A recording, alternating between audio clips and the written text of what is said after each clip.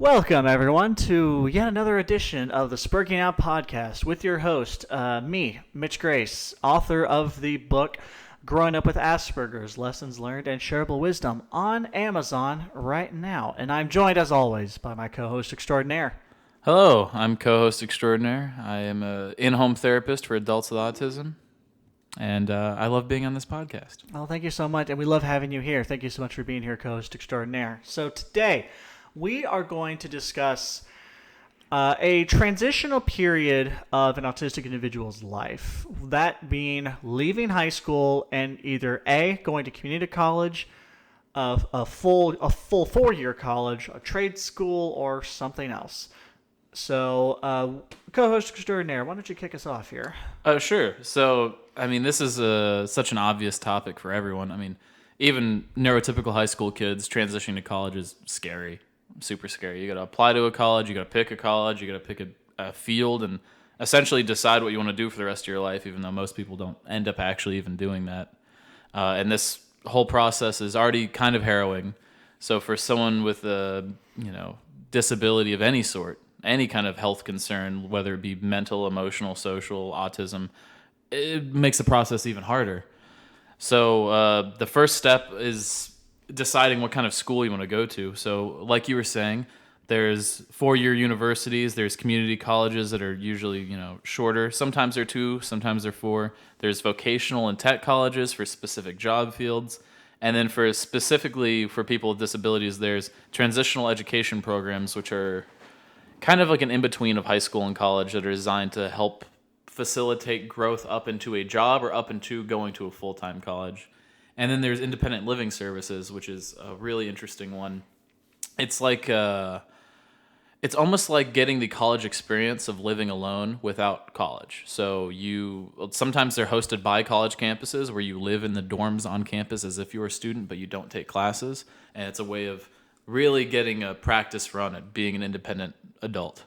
And then eventually you would start to take classes, or you would transition to another independent living situation that's more standard. So there's all these options, and going about them is already, scary. Mm-hmm. So the main thing is for like a family with someone with a disability, if they're already in the special education program, they're going to have, I can't remember what the time is, but they're going to have ARDs, which are meetings with the staff and faculty of their high school or middle school to help decide how they're doing, check in on them, and plan for the future. And one of the last ARDs you'll have, or one of the couple final ARDs you'll have in high school, will be transitional ARDs, where they are deciding where are you going to go. They're going to talk with you or with the parents, the person with autism or the parents, about what they want to do for the rest of their life. And so this part's tough because they have to really have ideas, and again, neurotypical people this age don't know what they want to do with the rest of their life. So someone with autism, it's going to be a little more difficult even. So at this point is where you start talking about different options, and you decide on which option's the best with the clients, with the faculty, with the parents. yes. So I want to start with college tours, because every autistic individual is different. Some might not know what they want to do. Some might know immediately what they want to do for college-wise. Or if they want to go to like a school where they can learn how to be like an expert car mechanic, and they could get paid, or a plumber or an electrician, or a blue collar, or something more trade-related. Yeah. But I want to start like when you're like a junior or a senior, you're starting to figure out what you want to do in high school. Junior, senior, high school, going into college, or somewhere else. And I want to talk about like what colleges you should look for, or trade schools, or tech schools, or community colleges even. So the first thing I recommend is figure out what's local. What community colleges are local, because that will. I strongly suggest community college to people that are, I guess, neurodivergent is the term, because it's an easier transition. Yeah, smaller classrooms, less people. Smaller campus. Oftentimes you're commuting instead of living on campus, which may be helpful. Yes, and then, like you said, smaller class sizes, a smaller campus, and you're not going to get the full college experience at community college, like you're going to be missing like the pep rallies, like the football games, and like the college historical stuff. Oh lordy. Yep. But like there's a lot of like traditions. That's what I meant. Like a lot of community colleges don't have the same traditions that a four-year universities do. So there's less history there. And so that will gradually get you into the process. But you also should, if you want to jump straight into a four-year university, I would go into, search up your college that you're wanting to go to and then look up disability services to even see if they have one. Yeah, I think the first step is obviously deciding what field you want to go into, and then Yes. making sure you're looking at colleges that have good programs for that field. Like, Yes. you want to be a programmer, you have to go to a college with a good computer science or programming Yes. school. Like, you need that.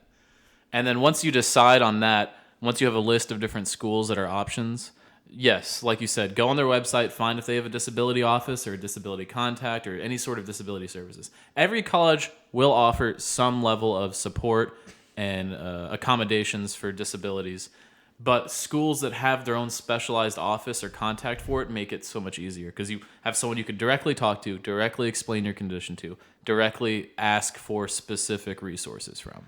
Yes, so the Disability Services Office is the one that's going to give you extra test-taking time, a private test-taking room. Recording lectures, scribe if you can't take your own notes. Yes, so for me personally, when I first went to college, I had a separate test-taking room. I had extra test-taking time, a note-taker for 2 classes. It turns out I really needed it for 1.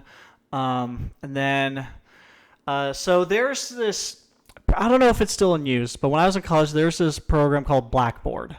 Oh, yeah. Oh, Yep, God. yep, I hated it. That is. I don't know if they use it anymore, but I do remember it being terrible. So essentially, this is a platform where Designed by people who've never done UI design in their lives. it's not it's a bad platform. Yeah, finding anything was hard. Functioning wise, but anyways, it's a platform where your professors would go and would post classroom notifications, would post the PowerPoints if they did that you would log into, and this is where you would submit assignments if your class required that. And I remember having a professor who she flat out said, I don't post the PowerPoints, the lectures on Blackboard, so you're gonna have to take good notes. And with the disability service, I was able to go to her and she's like, no, you're gonna send your PowerPoints to me. Yeah. So that was... I mean, most professors didn't put their lectures on Blackboard when I went to college. But yeah, that is one of the common disability accommodations is you get sent the PowerPoints of every lecture so you can reread them or look through them yourself. Yes. So, yes, make sure your college has a disability services, and then make sure they know who you are. Don't go in just once, get the paperwork done, and then be on your way. Yeah. No. Make sure the staff knows you. Yeah, a lot of colleges will actually assign you a specific counselor, kind of like in high school at the SPED programs. And that counselor will be your primary contact, kind of like a student advisor, but just specifically for disabilities. And that person should, A, talk you through your disability, what accommodations you can get, how you want your accommodations. And then they'll give you a letter, a piece of paper that you can take to all of your individual teachers. That's one thing that's really big. The onus is on the student to take the letter of accommodations to the professors to explain what accommodations they need.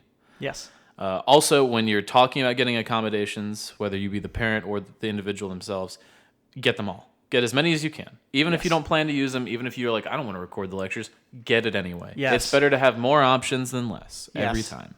Yes, and there were some classes where the note taker for me, or I guess scribe as you called it, was Not very good. No, they bailed me out on. Oh, lifesaver. Yeah, like I had a note taker for 2 history classes, and holy moly, that helped so much.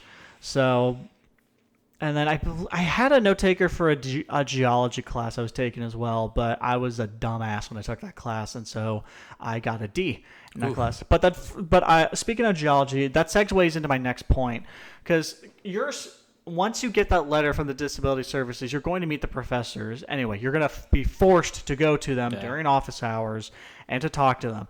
My next piece of advice is make sure the professors know your name and face. Yes. Oh my God. That's true of everyone in college. You want Yes. your professors to know who you are. Yes, because let me tell you, going back to that geology course, I was struggling for whatever, even with the notes. I was also being a dumbass. So I was just struggling in this class, and also me being a dumbass and making poor choices. But I never missed a class. Quick side story. So the class was at 8 a.m. and I forgot to. And one morning it was pouring down rain. I didn't have an umbrella, so I literally hauled ass from the dorm room into the lecture hall, and I had to dry myself off in the bathroom. That was a learning experience. Let me tell you. Awful. But anyways, I never missed a lab, and you and I need to go over labs here in a second. Oh. I never missed a lab, and I never missed a lecture. So I went to the geology professor. I was like, "Hey, look, I'm struggling. I don't know what's going on." Well, I mean, partially A, I was generally struggling. B, I was making poor choices. But the professor didn't need to know that. And I said, "Hey, look, she knew who I was previously because of the accommodations thing." And I said, "Hey, what do I need to do to pass this class?" And she looked at my grades and she looked at my attendance and she said, "Okay, you haven't missed any of your labs and you haven't missed any of your classes, so I can see you're putting in the effort. So here's the deal I'll make you. If you pass the final, I will make sure you pass the class with a D. I am not going to give you a C. I cannot guarantee you get a C. Definitely not a B or an A. But if you pass the final with a D, I will make sure you pass the class with a D and not an F." And that is exactly what happened. That's awesome. So yes, make sure the professors know you. And so, co-host extraordinaire, you have more to say on this topic, I'm sure. Oh yeah, I mean it's mostly what you said. Just make sure the professors know who you are, know your face, know your disability, and know what your letter allows you to have accommodation-wise. And even then, if it's not on your letter, many professors, advisors, even deans will make exceptions and give you extra accommodations. I know I had a neurotypical person who did not have accommodations. I couldn't make a certain class my final semester. The class was full and they weren't accepting more people.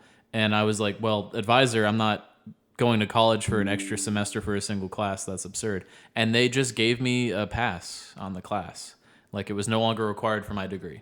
Wow. Because they were like, "Yeah, we're not going to make you take this one class for a whole semester. That's absurd." That's nice. And so, college is a lot more flexible in what they can accommodate and how they can help you and make sure you're succeeding. And the trick is you just got to put in the effort and put in the time and talk to people, which is scary, but it's better than failing college. College is not cheap. Yeah, I do sympathize with other autistic individuals who are like, "Man, meeting professors are scary," especially if I had a lot. Once I got to my not core classes, but once I got to the classes where okay, these are specialized for what I'm getting into. The professors are so nice and they were so easy to talk to, and the class sizes were much smaller, so it was much easier to approach them. I had other classes where it's not that the professors were intimidating. There's one I'll get to in a second who was a genuine, who I could not stand. There's two actually. I remember one time it was a required class. It was like the entry to government and stuff, how it works and whatnot. This guy, I genuinely liked the professor. I genuinely did. However, the class he was teaching, over 100 students. We took it in the auditorium building, and this. I think I remember that. And this, I took this class not at the college you and I both went to. Oh, this was a separate. This is the second. I remember college hearing went that to. about the government class at the college that we both went to. Wow. Okay. Yeah. So this auditorium had 2 stories, and so I always sat on the top story because there's fewer people up there. But oh my god, imagine trying to stick out in a class full of literal over hundreds of people. That I get is intimidating, but trust me, it's something you have to do. Yeah. You can always talk to the professor after class or during their office hours. Go during their office hours. Yeah. That's what I recommend. Well, I would recommend talking to them after class or emailing them to tell them you're coming in for office hours, because many professors also, if no one's coming in for their office hours, they're probably not in their office. Well, from my experience, it's interesting you say that because my experience has been, if I say if these are my office hours, it means I am in my office. Oh, I had professors that were not in their office during office hours unless they had a reason to expect someone coming. So, okay, that this is good for Yeah. the listeners. So, yeah, Yeah. you make your professors who are like, I'll be there if Yeah. I'm there. And emails are always, every professor is an email, and email is always a great way to reach out to your professor about anything. Yes. So, this is something I wish I learned way too late in my college career. Emails. I hated, for whatever reason, sending emails. But now I work, so I send emails constantly. Oh my God. Get used to sending emails and get good at sending emails because Just make a template. yes, make a template. Just say, hey, Professor blank. I would like to swing by during office hours today during blank. Please let me know if you're going to be in during this time. Sincerely, your name here. Just do that. That's all you have to do. Send it out. So, Yeah. oh, you know what? Something this is unrelated, but I want to tell kids watching at home, teenagers. So, I don't know about if you've noticed this, co-host extraordinaire, but have you noticed that people like to late teenage, early college years are nervous about making appointments? Oh yeah. I mean, it's like the first step of like it's part of independent adult life, which is scary in its concept. Yeah. And making appointments is just, I don't know. No one enjoys making appointments. I don't think even adults do. That's fair. But the point I'm trying to get across here is if you are sick and you are at college, go to the campus clinic. That is what they are there for. Oh yeah. If you are sick, don't just stay in your dorm room and tough it out. No, go to the clinic. And if you're going to miss a class, make sure to email your professor that you're going to miss the class. Yes. Don't just miss the class. Yes, just email them saying, hey, I am sick. I'm going to the clinic today. I can send you a doctor's note if you need to, but that is what's happening. Yes. So another piece of advice I want to give to, okay, let's say you're already accepted in college. You know what classes you're going to take. Oh, holy moly. I can't believe I just had a brain blast. My co-host is laughing his butt off because I did a thing. Here is the biggest reason why you need to the instant you get accepted into your college of choice, if you decide to go there, to get with the disability services, because priority registration. Oh, yes. That is a golden ticket, ladies and gentlemen. Let me tell you that is one of the best accommodations you can get is priority registration. So for those that don't know, priority registration is where you get to register for classes earlier than the general student populace. And the dorms sometimes. Yes. And that's depending on the college. But priority registration is typically given amongst most colleges for two groups. A, veterans, and B, students with disabilities. And if you get priority registration, you have the pick of the litter when it comes to class times. And let me tell you, this is the piece of advice I wanted to say earlier. Let me tell you, if you think to yourself, oh, I'm going to get my classes all from 8 to 11. I'll be done by lunch. I'll have the rest of the day to myself. No. If you take away anything from this podcast, let it be this. Never schedule your class for 8 a.m. Don't do that. That is the devil talking. So some people like morning. If you're a morning person and prefer to wake up early in the morning for your classes, there's nothing wrong with that. Yes, but if you're not a morning person and you think to yourself, oh, I'll be able to I'll have the rest of my day to do whatever. Oh yeah, don't do that. Don't do that. Schedule your classes for 9, 10, 10:30, or 11. If you have priority registration, you will have options. So let me tell you, just because here's the thing. Here's a lesson I learned. I had to learn the hard way. When you're living independently in college and you can make whatever decisions you want to make. You'll make the worst ones. Oh yeah, you'll have let's say for example you go to eat ramen every day and I'm gonna stay up till 4 a.m. every night. The typical college experience. But yes, let's say for example you join a club and that club is a board game club. There's a huge board game club with the first college I ever went to. And the hangout is from 7 to 9, and then y'all go home. But what if sometimes your friends from the club are like, hey, we still want to hang out. We're going over here. You want to join us? Yeah, sure. Next thing you know, it's midnight. The next day you have a test, or next day you have class at 8 and you have a test and you didn't study, and it's gonna bite you in the ass. So schedule your classes for not at 8 a.m. Just don't do that. That's the devil talking. That is the devil talking. It may look tempting, but don't do it. Don't do it. Also, another thing when scheduling your classes is check the professor. That's something this again, true for everyone going to college. Look up the professor and rate my professor. See what other people say about them. Because Yes. even if the class is in the perfect time slot and it's the subject you want, if the professor's bad at their job, it won't be fun. Yep. Rate my professor. Do use that. So this is a piece of advice I want to give to kiddos. I'm calling them kiddos. Just these are young adults we're talking here, or adults. If you are going to a college in a different town, get acquainted with that town. Learn where the groceries are. Learn the cheapest gas is if you're driving. Learn where all the emergency services are. Learn where all this. Learn where coffee shops are. Where fellow students like to go. If you learn, coffee shops are a big one. Weirdly enough. Yeah, learn where all of this stuff is because you may need them. You may need to go use them. Like for example, the first college I went to didn't have a big bulk store like a Sam's Club or a Costco, and oh boy, did I have to adjust because because I like to buy things in bulk, like water, snacks, etc. So when I was stuck with just the typical grocery store, so it's like, well, darn, now what? Yeah, you'll end up having to buy from the on-campus commissary. It charges 3 times the price for everything. Oh God, no. And again, this is true for everyone going to college, not just individuals with autism. Rolling it back, sorry to walk it super far back, but again, when choosing college at the very beginning and dealing with the art in high school, whether you're a parent or the individual themselves, really think about what you're comfortable with and what your capabilities are. Yes. So like, if you're a parent and your child is a nonverbal person, if they don't talk, most likely community college and full-on 4-year college is not really a good choice. A transition school would be a much better decision there, or an independent living school to test their ability to just live independently standard-wise. It's very important to get through this section because this is the part that's honestly harder than once you're in college is deciding what college to go to. You really focus on what your skills are if you're the person or what your child's skills and abilities are. Listen to the high school faculty telling you. They work with your son or daughter every day. They'll know what their capabilities are and the fullest extent of their skills. So listen to them when they're giving you suggestions in different vocational programs or options after high school.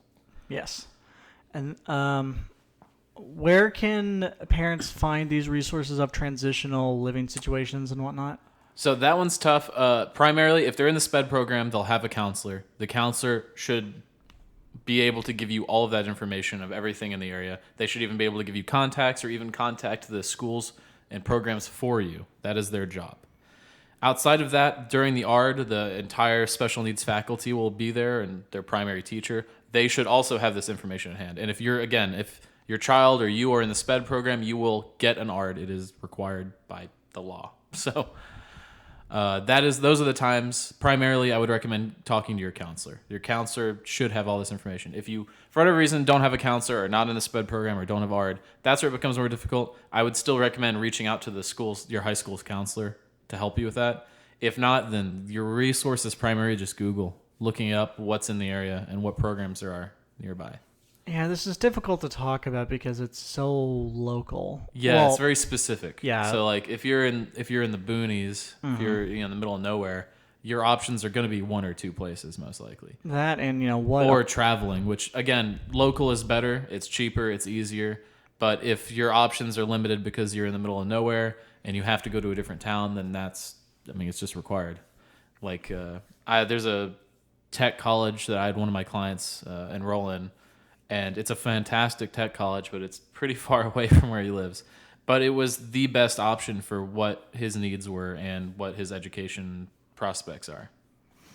So at the end of the day, you're just going to pick what best fits you. And don't downplay yourself too hard. Obviously, if you have difficulty being independent or studying, but don't go, 4-year college is scary, I'm just not going to college. Don't give up on that. Yeah, don't do that. It is intimidating, don't get me wrong. There's a lot of changes, but it's worth it. Yeah, and your counselor can help you set you up with post-secondary programs and scholarships too. Oh, scholarship. Which can help pay for a lot of college. Yeah, let's talk about scholarships because there's got to be. Yeah. I'm actually not that familiar with it, but there's got to be some scholarships that for people with disabilities. Absolutely. Yes.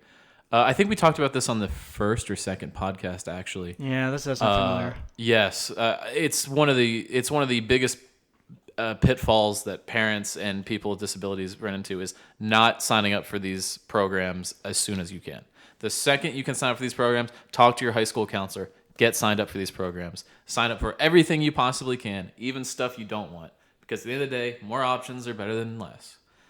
And your counselor should be able to do all this. I keep saying should because I've heard horror stories of counselors that simply couldn't do their job. At that point, you need to talk to someone higher up in the school, or unfortunately, there are times where you just have to do it yourself and do your own research. But yes, there's plenty of scholarships with people for disabilities. It depends on the college, depends on the location. Companies love to sponsor people with disabilities. Banks are great at giving out scholarships to people with autism specifically. Huh. And jobs to people with autism. Banks love it. I wasn't aware of that. Yeah. Good to know. So let's talk about once you're actually in college. I want to circle back to that because yes. Sorry, I just wanted to get all that information out there to make sure it was. Of course. I'm sure there are plenty of people that are saying thank you right now. So once you're in college, we already talked about scheduling classes. Here's a trick I did, because I went to 3 different colleges, 4 if you count the one summer I went to a community college. But once you get your class schedule and before classes start, take a tour of your campus. Do it yourself. Yes. And I want you to go from, like, Monday, if you have 3 classes, I want you to go to class 1. I want you to find the classroom, the lecture hall that class is in, and then find it in that building from your dorm, and then go to classroom number 2. Your second class is go to that one, then to class number 3, and then go back to your dorm, just so you have an idea of, okay, this is what my daily commute's going to be. Yeah, like. And make sure to insert lunch somewhere in there. Yes. If you're eating lunch. Yeah, yes, that's, again, a common pitfall for new college students is to forget that they need time to eat lunch. So they're like, I'll just go through the whole day without lunch, and then by their last class, they're like angry and unhappy, and it's like, yeah, you need to eat. So yes, what I did every college I went to is I walked myself around the campus to all my classrooms, like, okay, this is where this one's going to be, this is where this one's going to be. It takes me this much time to get from this class to this class, and it takes me this much time to get me from this class to this class. But at this point, I was much more comfortable. I was much more comfortable being like, okay, I know where to go from here. I know how long it's going to take me. Because there were some classes where I genuinely had to dart across campus to get to it. And then there are classes where, like, I'm in the same building. It's just the next classroom over. I can just chill out for a bit. So, yeah, making sure you know where your classes are. Also, making friends in your classes is another one. The people who are sitting next to you, it doesn't matter who they are, make friends with them. It's always good to have a friend who's like, oh, I missed class today. Can you give me your notes? Yes. Hopefully you'll have accommodations that will circumvent that. But if you don't, it's good. It's always good to just have someone you can ask. My recommendation for this is going to apply more once you get into your more specialized classes for your degree. But what I did was I noticed who was in multiple classes with me. Like, instead of like in a 5-class schedule spread across, like 3 on Monday, Wednesday, Friday, 2 on Tuesday, Thursday, I found, okay, this person's in my class, in this class Monday and this class Tuesday, or hey, this person's in class Monday, Tuesday.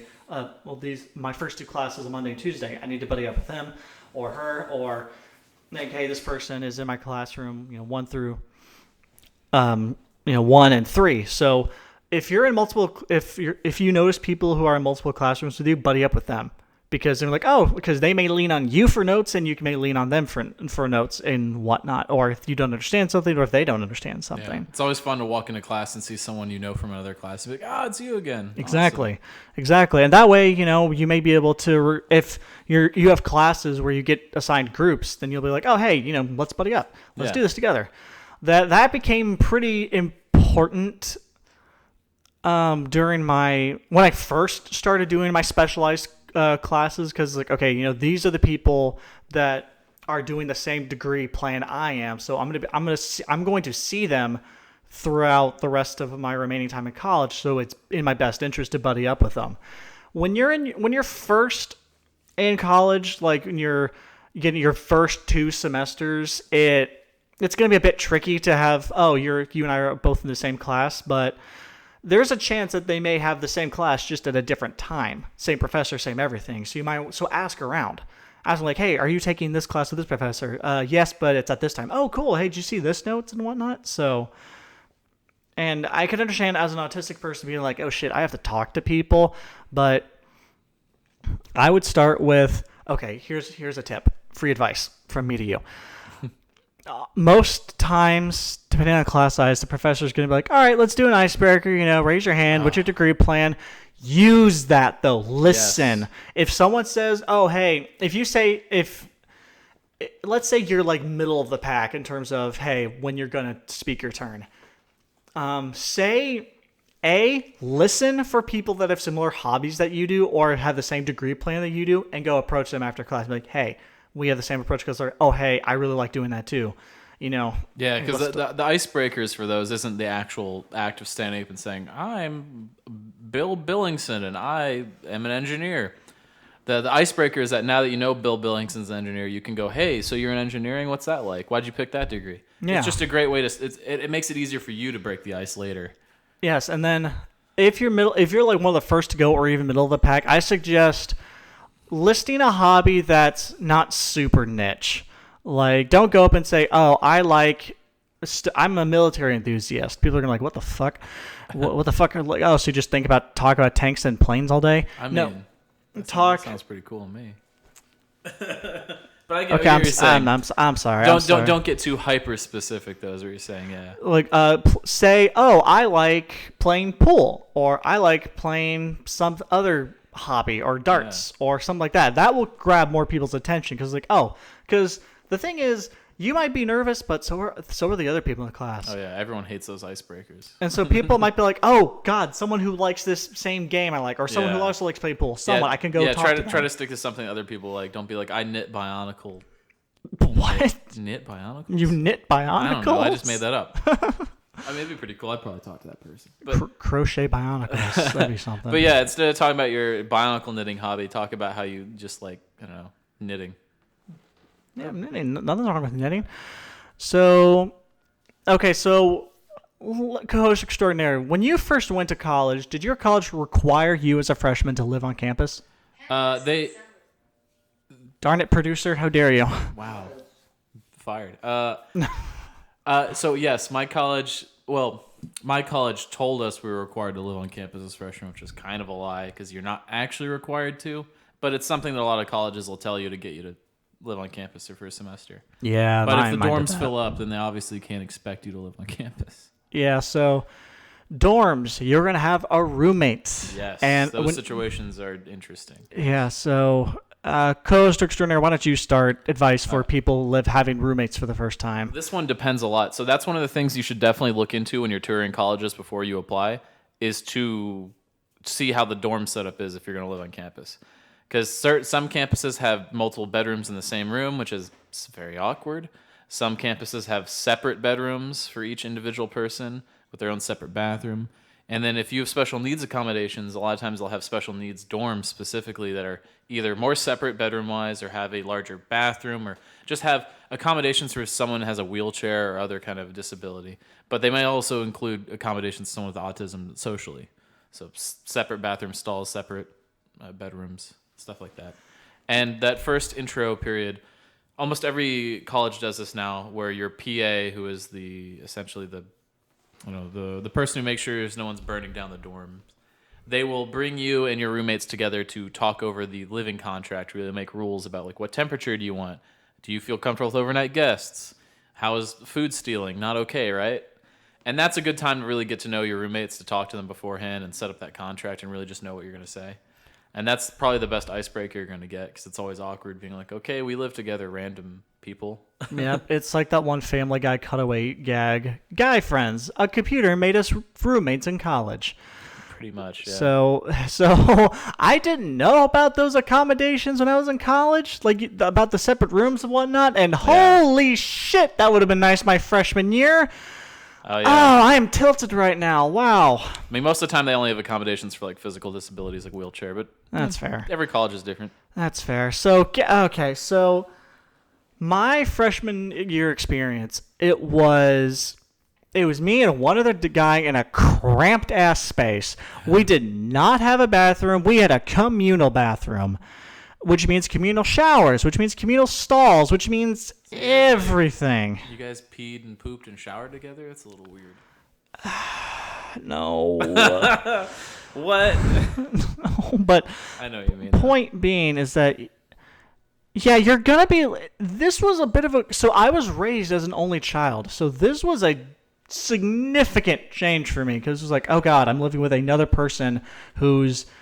Like, there's not that much of a not much space between myself and my co-host right now. So, like... Yeah. Like that, it was a very tight living situation. And so I'm a light sleeper. So when my roommates snored, which they did. That's the worst. Oh, it was hell. It was hell. Don't be afraid to talk to your PA and your school advisor, especially if you have a disability counselor, to talk about moving rooms or switching roommates. Like, if it's something that can't be fixed, like snoring, which you can't make your roommate not snore, it's not possible. Yeah. Even if you can't talk that one out. That's something you can definitely get moved to a different roommate, to a different dorm over.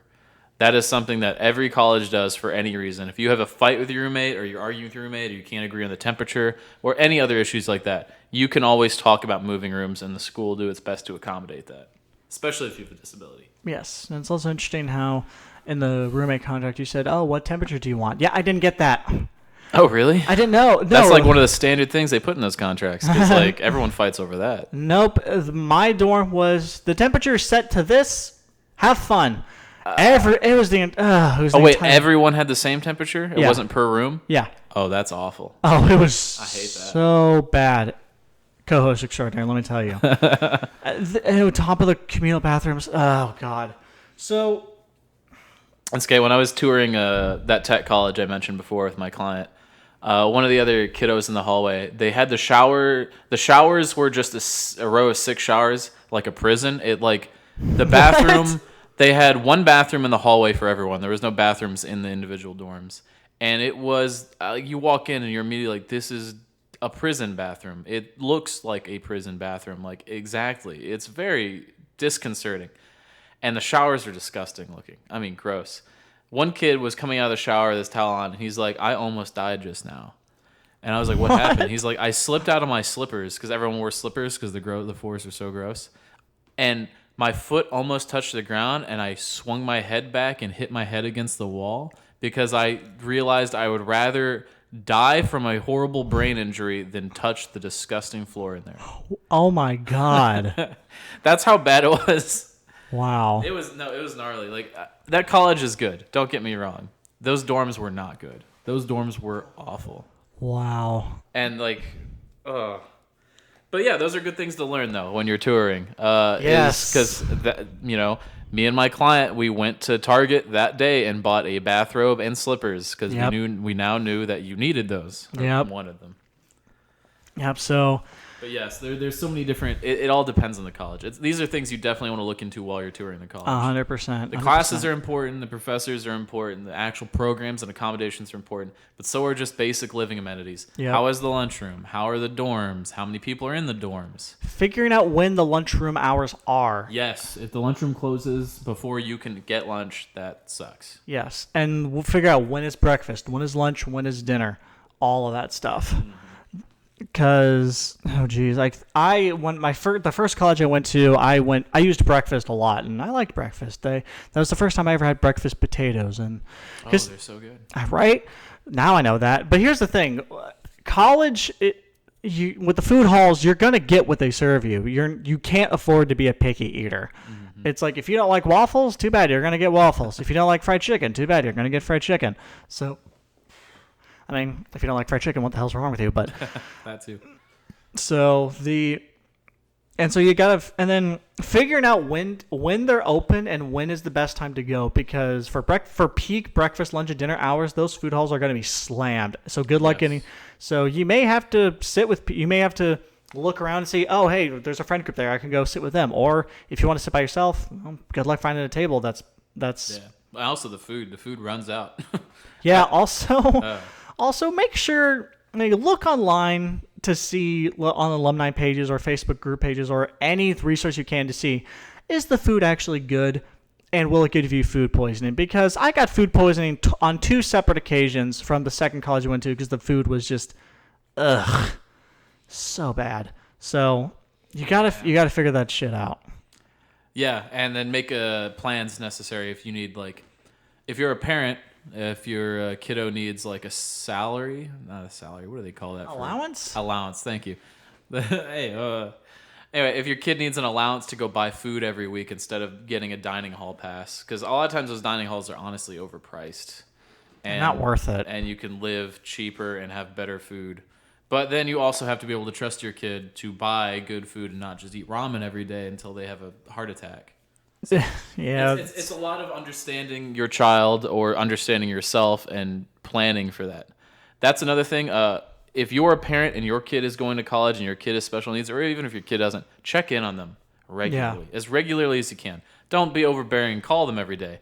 But just call them once a week just to make sure they're doing all right. You know, if you have guardianship at this point, which a lot of times the parents with children with special needs continue to have guardianship even when they're adults, check in with the college and make sure their grades are good. Make sure they're actually going to class.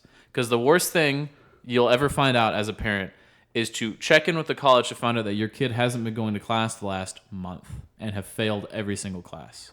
Wow. And then you have to deal with that situation. So it's better to check once a week just so you know. Yeah, the routine I had with my parents was that I called them both every Sunday. Yes. At some point every Sunday I would call them. And it was a weekend. We would have more time to talk and whatnot. And so that was the routine we had to. And it's honestly stuck out of college. That's good. You know, I've been out of college for 4 years now. And, well, it's going to be 4 years this December. But I call them every Sunday. That's awesome. Yeah, it's a tough balancing act as a parent because you don't want to be overbearing. You want to let your kid fail. That is the point of independent living, is that they can fail and learn from their mistakes and grow as an individual. There are become self-sufficient. Yes, there are consequences for their actions. Especially if your kid is neurodivergent, you need them to learn that and understand that. But at the same time, you also don't want them to fail so bad they dig a hole they can't get out of or fail out of college. Yes. So it is a balancing act of being able to check in and make sure they're okay without being too involved in their life to the point where they are no longer an adult. You're still being their parent all the time. Yes. So we've discussed, classes, living arrangements, and whatnot. So what about when you're not in class? Yeah. So we should probably talk about like the social situations you find yourself in college. Yes. Frats, clubs, parties, goyles, boys, dates. It's very important. Even stuff. your own dorm mates. Dorm mates, yeah. So again, as someone who's neurodivergent or someone with autism, they're going to have a tougher time with a lot of this stuff. I would recommend, like, one of the best things you can do is, as soon as you can sign up for clubs, sign up for whatever clubs that are interesting to you. Chess club. The clubs I saw was World Politics, Board Game Club, Smash Brothers, Star Wars, Atheist, Skeptics, and Humanists. Religious clubs, if you're religious, yeah. Yes, exactly. Yeah, sign up for whatever clubs because it's an easy way to make friends. Yes. And those clubs will help you in so many ways socially and get out of your shell. And once you make those friends, you'll see them in class. It just makes everything in college easier. When it comes to fraternities and sororities, it's a little different. It really depends on the college and what frats and sororities there are. Make sure you do real research and talk to random people about these places. Because some of those frats and some of those sororities are awful and treat you poorly and will take advantage of your disability, and you don't want to risk that. So make sure you look up what kind of frat they really are before you try to join them. Yeah, I got lucky. My freshman year, I pledged a fraternity. I didn't join, spoilers. But the president of that fraternity had a younger brother who was also on the spectrum. So when, I went to those, I forget what they're called, but it was the events that, it was essentially events that you'd go to the different frats, and you'd talk to the guys, and then you'd say... Oh, yeah, I know what you're talking about. Yeah, so rush events, I think they're what they're called. To say, and then you vet them, they vet you to say, like, okay, you'd be a good fit, or no, I don't think you'd be a good fit. One of them, I really did click with a lot of the guys, but it also helped that the president had a younger brother on the spectrum. It's like, okay, you're gonna, just FYI, you're gonna be in for some shit. So we're gonna let you know when this shit happens, but just bear in mind you are gonna have to do the shit. But bear in mind, we're not gonna physically hurt you or anything. It's just Yeah, most frats and sororities have some dumb initiation ritual. Just make sure it's not hazing. The line between that and hazing is where it becomes like, oh, I got hazed. Drink too much or do something physically painful. Like, don't do any of that. Oh, I got fucking hazed, and then I got fucking hazed, and then I'm not gonna say which frat it was. I'm not gonna say what college it was, but my pledge brothers, is the term. The other people that were pledging with me, I left the fraternity before what was known as Hell Week, which is when the hazing. It's the last week before you get initiated, which is okay. You're a full blown brother at this point, and the shit that. Because I was still on good terms with my pledge brothers. So after Hell Week, I was like, hey, and it was the last week of class. I was like, hey, how you doing? You're going to come back? What's up? How's everything at the frat? They said, bro, we just had Hell Week. And then they said the most horrendous shit to me I've ever heard. I'm like, oh my God. Yeah, those are the frats you want to avoid. Yeah. It's, any frat that has these like Hell Weeks or hazings is A, stupid, and B, like, it's not worth it. A frat is just a way to make friends. If you should not have to put up with physical abuse to make friends. That's unhealthy and unnatural. Like looking back on it, the only reason I would ever do it again is purely for networking purposes. Because, I mean, the reality is fraternities, sororities, they have connections. Yeah, that's true. They have connections. And a lot of your sorority and fraternity brothers, they come from money, so they are going to have their own connections. So it's an unfortunate reality of colleges that make connections. And you know what? To circle back to the professors and clubs, join a club for fun. Yes. But B, join a professional club in the sense that, hey, this is good for networking. Yes, good for networking. Like if there's like a local government club, city planning club, or something like that, join that. Or at least go to at least one meeting to say, hey, this is actually worth my time, or I'm going to be either bored or I'm not going to make any meaningful connections doing this. There's a club. No, actually, no, I take that back. It wasn't a club, but there may be a chance when your advanced classes for your degree may be like, hey, we're having a social, and you're going to meet all these different people that are in the industry and whatnot, though. And they're going to be alumni that took the same classes you're taking that are in the industry right now. Go to those events. I got so many business cards from people I wanted to work for, and long story short, that didn't pan out because of fucking COVID. But go to those events. Pans out for most people though. It's very helpful. So. But yes, join a club for fun and join a club for professional stake. Because someone told me that, hey, when you're selecting clubs, don't join 5 clubs. Join 1 or 2. That way you can dedicate the most time possible to them. You don't want to shotgun too many clubs. You want just the clubs that you're really going to enjoy going to. Yes. So the club, like I tried to do 3 my freshman year on top of the fraternity stuff my freshman year, and it got to the point where I'm like, nope, I can't do this. Yeah. So by the time I got to the later part of my bachelor's parts of my studies, I was only in 1 club, and the club was so awesome I didn't need another one. Like at the social, because with some clubs you are going to get both the best of both worlds. It's a subject or topic or hobby you're really interested in, and B, there's a social aspect of it.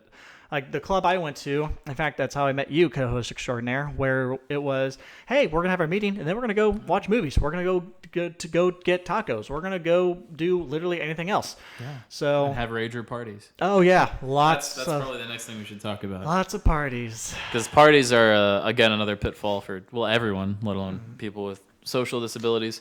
But if you're going to a party from some club or some group of friends, make sure you know people. Do not go to a party where you don't know anyone. Just don't. You have to have friends that are going. And if it's your first time partying with this group of people, but you have friends, hang out with your friends and do not drink. Yes. If it is your first party, do not drink, do not do drugs, do not do anything. Yes. Just socialize. Yes. If you get comfortable and you're of legal drinking age, then you can drink to your own discretion, but make sure it doesn't become a problem, obviously. If you're drinking to the point where you're getting sick every night, don't keep doing that. Yes. That's just basic self-care. But don't feel pressured into drinking. Don't feel pressured into doing anything. Don't feel pressured to even go to the party. If you don't want to go to the party, if you're not comfortable with that social situation or that many people, don't go. Yeah. You don't have to. Yeah, there was a story for y'all. So the first meeting the first meeting I went to for the club that I met my co-host extraordinaire at, you invited all of us back to your place for a movie night, and I said no. I actually declined because because first meeting, I appreciated the invite, don't get me wrong, but it was like, I don't really know y'all that well, so I'm just going to pass for now. But then meeting number 2, I really got to know y'all a lot better. You invited us to a movie night again. I was like, okay, yeah, I'll join y'all. And then the rest is history there. So, but yes, just I hate to sound like a parrot, but make smart choices. Yeah. Don't feel you don't have to say yes. And if you're in that's the main thing. If don't feel pressured. And if the group is pressuring you to do that, that's not a good group to be in. Yeah, they're not your friends if they're pressuring you to do stuff that are out of your comfort zone and make you feel like you're in danger. Yes. I mean, if they're pressuring you to come hang out with them, like, come on, it'll be fun, just hang out with us. That's one thing. But if they're like peer pressuring you into drinking or doing drugs, you're just doing something you're really not comfortable with, even after you set your boundary, they're not your friends. Yeah, like I mean, like you said, if someone's like, hey, we're going to come back to my place, we're going to just play games for a few more hours, and then we're going to part ways.